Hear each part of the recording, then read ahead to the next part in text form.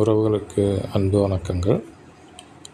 இந்த வீடியோவில் பார்த்தீங்கன்னா, செந்தமிழன் சீமான் அவர்களுக்கு ஏன் வாக்கு செலுத்தணும், அவர் மற்ற தலைவர்கள்கிட்ட இருந்து எந்த வகையில் வித்தியாசப்படுறாரு, அதை பற்றி தான் இந்த வீடியோவில் பார்க்க போகிறோம்.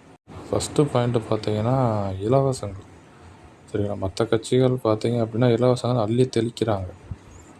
சரிங்களா, இது ஒரு ஸ்ட்ராட்டஜியாகவே ஃபாலோ பண்ணுறாங்க. அந்த எலெக்ஷன் மேனிஃபெஸ்டோ, சரிங்களா, அந்த தேர்தல் வாக்குறுதியில் இலவசங்கள் எந்த கட்சி அதிகமாக கொடுக்குறாங்களோ அவங்க ஜெயிப்பாங்க அப்படின்ற ஒரு மூட நம்பிக்கை இந்த மூட நம்பிக்கை தான் காரணம். அதை மக்கள் இந்த தேர்தலில் முறியடிப்பாங்க அப்படின்னு சொல்லி நம்புவோம். சரிங்களா, ஏன் அப்படின்னா இலவசங்களால் மக்களோட வாழ்க்கையில் நிரந்தரமான ஒரு மாற்றத்தை கொண்டு வர முடியுமா அப்படின்ற கேள்வியை நான் உங்ககிட்ட முன்வைக்கிறேன். அந்த இலவசங்கள் அப்படின்றது ஒரு தற்காலிக சந்தோஷத்தை கொடுக்குமே தவிர அது கண்டிப்பாக மக்களோட வாழ்க்கையில் ஒரு மிகப்பெரிய மாற்றத்தையோ வளர்ச்சியோ கண்டிப்பாக கொண்டு வராது. குடும்பங்களுக்கு வறுமை கோட்டுக்கு கீழ் இருக்கக்கூடிய குடும்பங்களுக்கு 1000 2000 கொடுக்குறத அந்த உரிமை தொகை மாதிரியான விஷயங்கள் நான் தவறுன்னு சொல்லலை. அதை விட முக்கியம் மக்களுக்கு இளைஞர்கள், குறிப்பாக இளைஞர்களுக்கு வேலை வாய்ப்பை பெருக்கி தர்றது. இந்த வேலை வாய்ப்பை பெருக்கி தர்றது மூலமாக நம்ம மாநிலத்தோட பொருளாதாரமும் மேம்படும். பல குடும்பங்களோட தலைமுறையே மாறும். சரிங்களா, அவங்களுக்கு 1000 2000 கொடுக்கறத ஒரு குடும்பத்தில் ஒருத்தருக்கு வேலை வாய்ப்பை ஏற்படுத்தி கொடுத்தோம் அப்படின்னா அந்த 1000 2000 அப்படின்றது நம்ம கொடுக்க வேண்டிய அவசியமே வராது. அண்ணனை பொறுத்த வரைக்கும் தமிழ் மக்கள் அந்த காலத்தில் பார்த்திங்கன்னா மற்றவங்களுக்கு கொடுத்து பழக்கப்பட்டவர்கள், வாங்கி பழக்கப்பட்டவர்கள் கிடையாது. அப்படிப்பட்ட ஒரு வரலாற்று சிறப்புமிக்க தமிழ் இனம் இலவசங்களுக்காக கையேந்தக்கூடாது அப்படின்றது தான் அண்ணன் சீமான் அவர்களுடைய கருத்து. அண்ணன் சீமான் அவர்களும் பார்த்தீங்க அப்படின்னா இலவசம் தர்றேன்னு சொல்கிறாரு. ஆனால் எதை இலவசமாக தர்றேன்னு சொல்கிறாரு? இலவச கல்வி தர்றேன், இலவச மருத்துவ வசதி தர்றேன்னு சொல்கிறார். சரிங்களா, டெல்லியில் கெஜ்ரிவாலால் இலவச கல்வி கொடுக்க முடியுது, இலவச மருத்துவம் கொடுக்க முடியுது. இப்போ தமிழ்நாட்டில் ஏன் அண்ணன் சீமான் அவர்களால் கல்வியையும் மருத்துவத்தையும் இலவசமாக கொடுக்க முடியாது? அடுத்ததாக அவருடைய தேர்தல் வாக்குறுதிகளை முக்கியமாக நான் பார்க்குறது மதுபான ஒழிப்பு. சரிங்களா, இன்றைக்கி பல குடும்பங்கள் கெட்டு குட்டிச்சவராக போய் இருக்கிறதுக்கான காரணம் பார்த்தீங்க அப்படின்னா அந்த மதுபானம் தான். சரிங்களா, அதிலிருந்து வருமானம் கொட்டுது அரசுக்கு. அதனால் எந்த அரசும் அதை மதுபானம் இந்த தயாரிப்பு நிறுத்துறதுக்கு கண்டிப்பாக முன் வர மாட்டாங்க. ஆனால் அண்ணன் சீமான் அவர்கள் அந்த மதுபான ஒழிப்பை ஒரு முக்கியமான வாக்குறுதியாகவே கொடுத்துருக்காரு. அதுபோக இப்போ இருக்கக்கூடிய அந்த இளைஞர்களாகட்டும், சிறுவர்களாகட்டும், அந்த கஞ்சா, அந்த போதை பழக்கம் அப்படின்றது மிகப்பெரிய அளவில் தமிழ்நாட்டில் பரவி இருக்குது. அதையும் ஒழிப்பேன்னு சொல்லியிருக்காரு. இது ஒரு முக்கியமான தேர்தல் வாக்குறுதியாக பார்க்குறேன். அண்ணன் சீமான் அவர்கள் ஆட்சிக்கு வந்தால் கண்டிப்பாக அந்த மதுபான கடைகள் கண்டிப்பாக மூடப்படும் அப்படின்றதையும் நான் நம்புகிறேன். அடுத்து முக்கியமாக நான் பார்க்குறது பார்த்திங்கன்னா விவசாய மேம்பாடு. எல்லா கட்சிகளுமே பார்த்திங்கன்னா அதுக்கான தேர்தல் வாக்குறுதிகள் கொடுத்துருக்காங்க. அது பேரளவில் மட்டும்தான். சரிங்களா, எல்லா தேர்தல்லையுமே பேரளவில் அந்த வாக்குறுதிகள் இருக்கும். ஆனால் உண்மையாகவே அவங்க விவசாயத்துக்கு சப்போர்ட் பண்ணுறாங்களாம் பார்த்தீங்க அப்படின்னா அது பெரிய லெவலில் கண்டிப்பாக இருக்காது. சரிங்களா, சின்ன சின்ன லெவலில் பண்ணுறாங்க. பெரிய லெவலில் பண்ணுறாங்கன்னு கேட்டால் இல்லை அப்படின்னு தான் சொல்லணும். விவசாயிகளுக்கு பெரிய அளவில் கடன் வழங்குறதோ இல்லை உண்மையாகவே மனப்பூர்வமாக விவசாயிகளுக்கு உதவக்கூடிய திட்டங்கள் இருக்கா அப்படின்னா அது கேள்விக்குறி தான். சரிங்களா, இந்தியா அப்படின்றது ஒரு விவசாய நாடு. நம்ம தமிழ்நாட்டிலையும் பார்த்திங்கன்னா விவசாயம் ஒரு காலத்தில் குலவச்சிட்டு இருந்துச்சு. இப்போ விவசாயம் அப்படின்றது அது எந்த அளவில் இருக்குது அப்படின்றது நமக்கே தெரியும். கண்டிப்பாக அண்ணன் சீமான் அவர்கள் ஆட்சி வந்துச்சு அப்படின்னா கண்டிப்பாக விவசாயத்தில் ஒரு மிகப்பெரிய எழுச்சி வரும் அப்படின்றத நம்ம நம்பலாம்.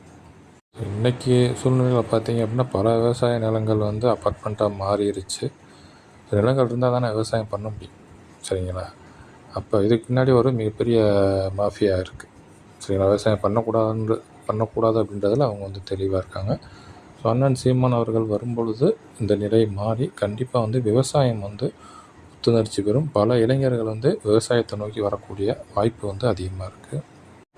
ஐயா விஜயகாந்த் அவர்கள் இருந்தப்போ அவரை யாரும் பெருசாக மதிக்கலை. அவர் ஒரு ட்ரோல் மெட்டீரியலாக தான் பல மீடியாக்கள் யூஸ் பண்ணாங்க.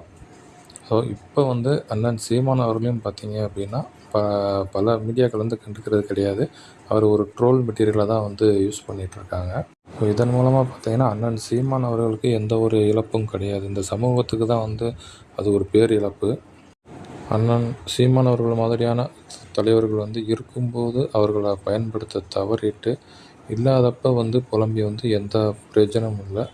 அண்ணன் சீமான் மாதிரியான ஒரு தலைவரை வந்து பயன்படுத்த தவறுறது அப்படின்றது தற்கொலைக்கு சமமானது.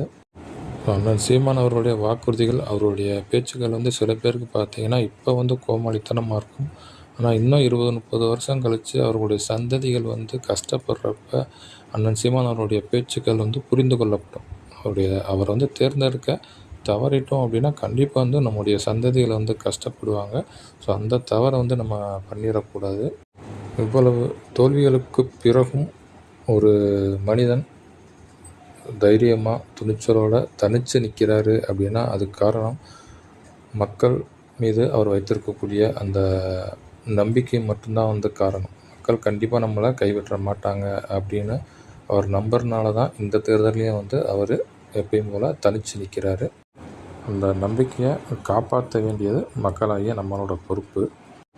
மண்ணுக்கும் மக்களுக்கும் தேவையான மாற்றத்தை வந்து கொண்டு வர எந்த ஒரு தலைவன் சிந்திக்கிறானோ, அதை செயல்படுத்த துடிக்கிறானோ அவன் தான் வந்து ஒரு மிகச்சிறந்த தலைவனாக இருக்க முடியும். அந்த வகையில் அண்ணன் சீமான் அவர்கள் மிகச்சிறந்த ஒரு ஒப்பற்ற தலைவர். ஸோ ஒரு விதை பார்த்திங்கன்னா அது மண்ணில் விதைக்கும்போது தான் வந்து அந்த விதையோட வீரியம் வந்து வெளிப்படும். அந்த மாதிரி ஒரு தலைவனுக்கு வந்து ஒரு வாய்ப்பு வழங்கப்படும் போது தான் அந்த தலைவனோட ஆற்றல் வந்து வெளிப்படும். ஸோ அந்த வகையில் இந்த தேர்தலில் மக்கள் வந்து சிந்தித்து சரியான தலைவனுக்கு வாக்களிக்கணும் அப்படின்னு சொல்லி அன்போடு கேட்டுக்கிறேன். இலவசங்களுக்கு மயங்காமல், வெற்று கவர்ச்சிகளுக்கு, போலி கவர்ச்சிகளுக்கு மயங்காமல், மண்ணையும் மக்களையும் உண்மையாக நேசிக்கக்கூடிய ஒரு தலைவனுக்கு இந்த முறை மக்கள் வாய்ப்பளிக்கணும் அப்படின்னு அன்போடு கேட்டுக்கிறேன். மக்களை உண்மையாக நேசிக்கக்கூடிய ஒரு தலைவன் ஆட்சி பீடத்தில் அமரும் பொழுது அந்த மண்ணில் மிகப்பெரிய மாற்றம் நிகழும். இந்த தேர்தல் என்பது ஒரு அதிசயத்தை நிகழ்த்தக்கூடிய தேர்தலாக இருக்கட்டும். ஒரு உண்மையான தலைவனை இந்த உலகுக்கு அடையாளப்படுத்தக்கூடிய ஒரு தேர்தலாக இருக்கட்டும். நன்றி, வணக்கம்.